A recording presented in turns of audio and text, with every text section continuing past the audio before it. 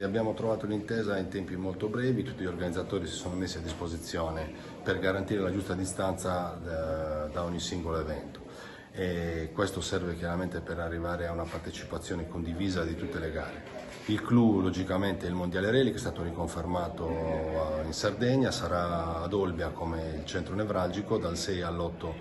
di giugno. Poi abbiamo la conferma come del Rally del Vermentino come campionato italiano terra, che anche quella insomma un'ottima medaglietta per la Sardegna. Abbiamo poi l'Alghero Scala Picada che sarà il 2 di novembre, dove è stata affidata la finalissima del CVM, quindi diciamo dovrebbero partecipare da tutta Italia i finalisti delle varie gare di CVM. E poi i rally di Coppa Italia quali il Terra Sarda, l'Asinara e il Sulcis, e poi la gara in salita che completa il campionato all'Egresia Sant'Angelo, tanti slalom, mi sembra 12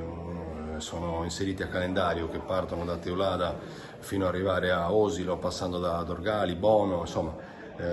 tutti slalom che vengono organizzati da anni. Abbiamo poi il campionato italiano RX a Ittiri, abbiamo il Formula Challenge, il campionato italiano ad Alghero,